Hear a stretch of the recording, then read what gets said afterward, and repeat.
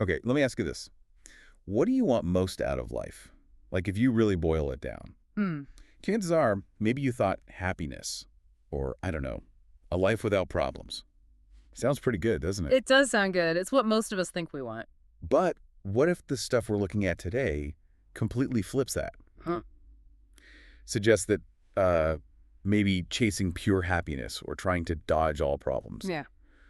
What if that's actually the wrong way to go? It's definitely a counterintuitive idea, you know. It challenges some really basic assumptions we have. We've been digging into these fascinating excerpts from a chapter that really explores this link between happiness, suffering, and problems. Right. So the mission for this deep dive is to really unpack these ideas, sticking close to the source material you brought.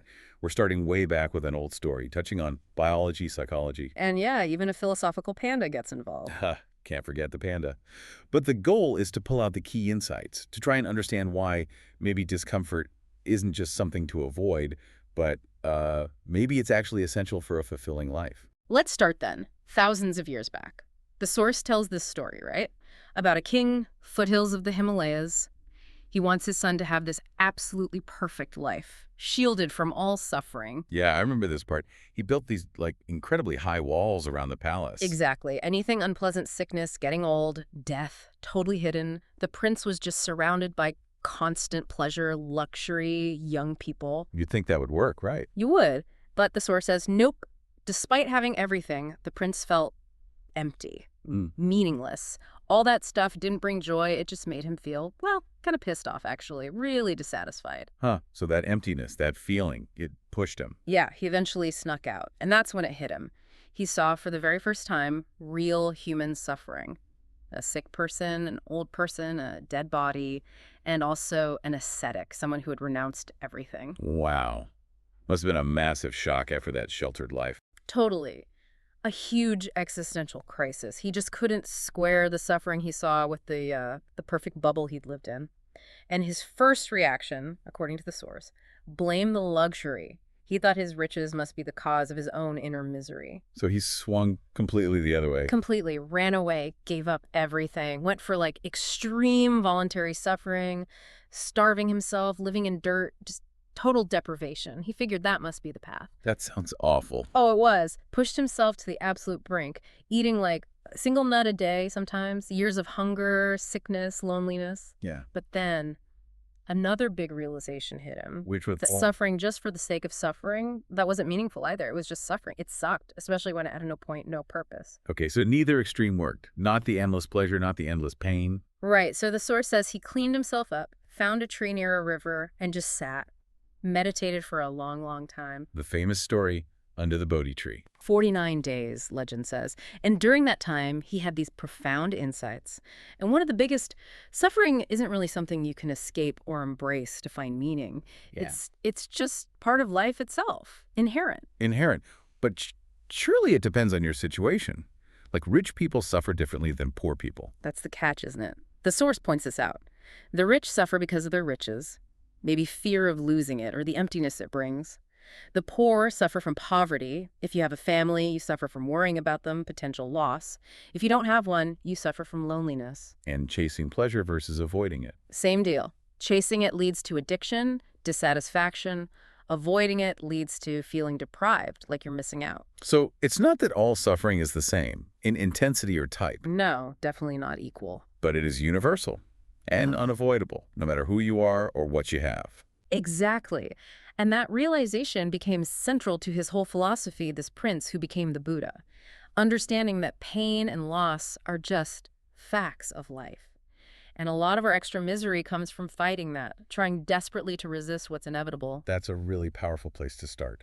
And the source then links this ancient idea to a very modern thing, how we think happiness works. Yeah, this sort of default assumption many of us have, that happiness is like an algorithm. If I get X, or look like Y, or I'm with person Z, then finally I'll be happy. Like it's an equation to solve.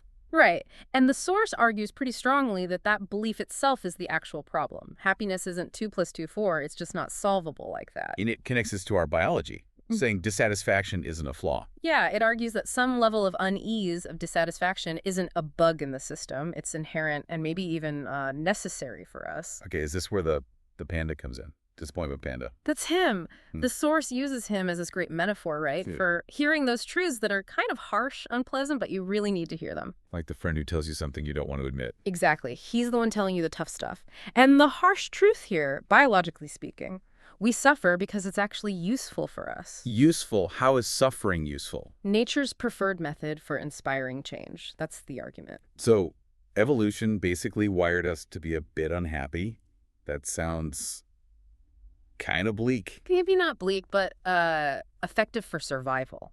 The source suggests we evolved with this baseline of mild dissatisfaction, a bit of insecurity, because that's what drives us. How so? Well, think about it. The creature that's perfectly content doesn't invent tools or build better shelter or store food for winter. It's the one that feels a bit insecure, a bit dissatisfied, that's motivated to strive, to innovate, to connect.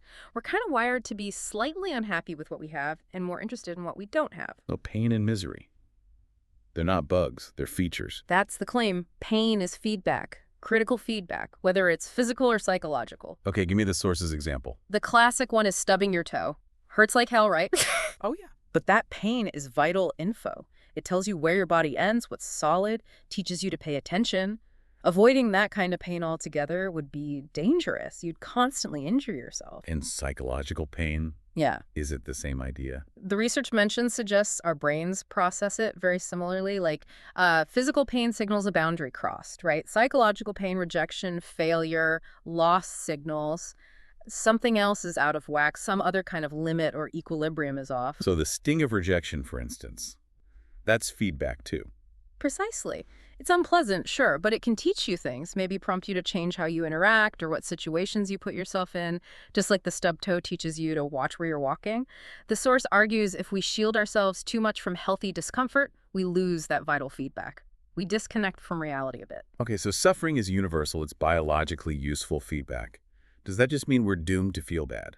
Not quite, Doom. The source isn't saying suffering stops, it's saying the problems never stop. They just get better, hopefully. Problems never stop. That still sounds a bit depressing. Well, think of the example used. Warren Buffett has money problems, right? And a homeless person has money problems. Okay. But Buffett has better money problems, worrying about managing billions versus worrying about finding your next meal. Both are problems, but you definitely prefer one set over the other. Right, I see that. There's that panda quote again. Yeah.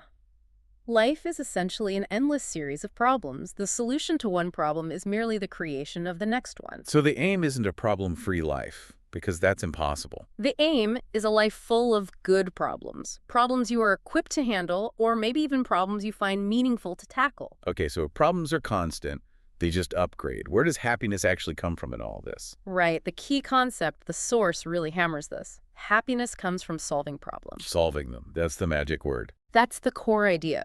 It argues that avoiding problems, pretending they aren't there, or, and this is crucial, believing you can't solve them, that's the path to misery. The satisfaction, the good feeling, comes from the action of engaging with challenges and making progress. Which totally reframes happiness. It's not passive. It's not something you just find. Exactly. It's an activity, a constant work in progress. Because solving problems is constant. Today's solution creates tomorrow's new challenge, right? Which leads to that idea. True happiness is finding the problems you actually, enjoy solving. Yeah. Or at least find meaningful. Yes. Whether it's simple stuff like figuring out a really good meal or Right. complex things like navigating relationships, building a career you care about, working on a tough project. The process, the engagement, the struggle itself, that's where the lasting satisfaction is found. But people often get this wrong, don't they? The source mentions two main ways we mess this up. Yeah, first is denial. Just pretending the problems don't exist requires constant distraction or delusion. Feels okay short term, maybe. Sure, temporary escape, but long term. The source says insecurity, neuroticism, emotional repression. Not great. And the second way? Victim mentality. Believing you can't solve your problems, it's always someone else's fault, or the circumstances are rigged against you. That also feels good for a second, right? Blaming someone else. Instant but fleeting relief. But the source argues it leads to long-term anger, helplessness, despair. You give away your power. Why do we fall into these traps then? Denial and victimhood. Because they're easier in the moment. Facing problems is hard. It often feels bad initially. Blame and denial offer these quick little highs, a temporary boost, without actually having to do the hard work. And these highs aren't just like drugs or alcohol. No, the source is broader. It could be constantly seeking validation online, the self-righteous feeling you get from blaming a group, chasing extreme risks for attention. Lots of things can be used as an escape. And it's critical of some self-help stuff here, too. Yeah, suggesting that some of it focuses too much on just making you feel better about your problems, affirmations, positive thinking detached from action rather than equipping you to actually solve them. Like the person who's genuinely happy probably isn't spending hours telling themselves in the mirror how happy they are. Right. And using these escapes, these highs, to cope. Mm-hmm. That's where addiction can creep in. That's the danger. Relying on something external, whether it's a substance or blaming others or shopping or whatever, to numb the pain of unsolved problems makes you need it more and more. It's the motivation behind it, using it to avoid. Exactly. And the longer you avoid dealing with the actual problem, the scarier and harder it seems to face it later. Okay, speaking of feelings, Mhm. the source takes a pretty hard line on emotions, doesn't it? Saying they're Yeah. kind of overrated as guides. It does challenge that idea. It stresses their biological purpose, their Yeah. feedback. Signals like dashboard lights for your life evolved to help us survive and reproduce.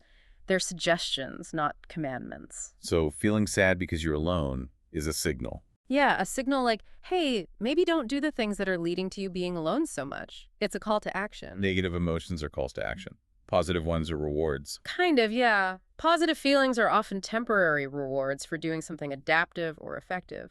But the crucial point is, don't just blindly trust or obey every feeling. Question them. Because both extremes are bad.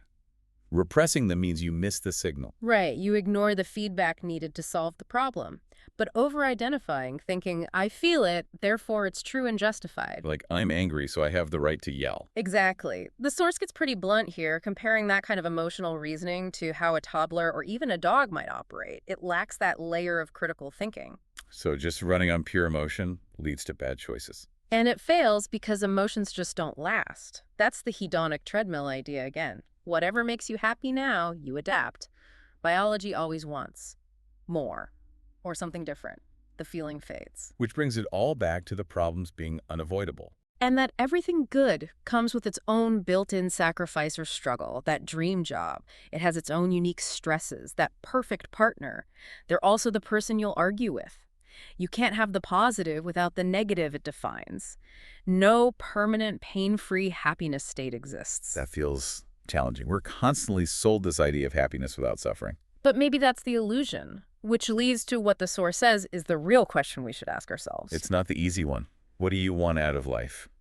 Because everyone wants the good stuff, happiness, love, success. Right, that's easy. The more revealing question, the one that actually determines your life, is what pain do you want? What are you willing to struggle for? Because that cuts through the wishful thinking. You want the big career. Okay, but are you willing to sustain the pain of the long hours, the stress, the politics? That amazing relationship. Are you willing to endure the pain of difficult conversations, vulnerability, compromise, working through conflict? Want to be super fit, willing to embrace the pain of the gym, the discipline, saying no to temptations. Want to build your own thing. Willing to live with the constant pain of uncertainty, failure, risk, loneliness. The author's own example was wanting to be a rock star. Right. Loved the idea of it. Loved the result, the cheering crowds, the image, but hated the actual process. The endless practice, hauling gear, finding gigs, dealing with rejection, being broke. So they didn't really want it, just the fantasy outcome. They weren't willing to sustain the necessary struggle. And the core idea is who you become is defined by the struggles you're willing to sustain. It's not about just gritting your teeth, no pain, no gain. It's more fundamental. Our chosen struggles pave the way for our successes. Our problems give birth to our happiness, and then to our next, hopefully slightly better, problems. So the joy isn't arriving at some destination. It's in the climb itself, because the climbing never really stops. That seems to be the big takeaway. Happiness isn't about eliminating problems or suffering. It's about engaging with them, solving them, and crucially, consciously choosing which struggles, which pains feel meaningful and worthwhile to you. So maybe the question for you listening right now based on all this is, what pain, what struggle are you genuinely willing to take on, to embrace? for the things you say you value, it really reframes that whole pursuit of happiness, doesn't it? And if problems really are infinite and satisfaction comes from the process of solving, what does it even mean to feel truly satisfied? Maybe it's not a destination at all. And if who you are is defined by the struggle you choose, are you choosing yours consciously? Or just letting circumstances choose for you? Something to think about.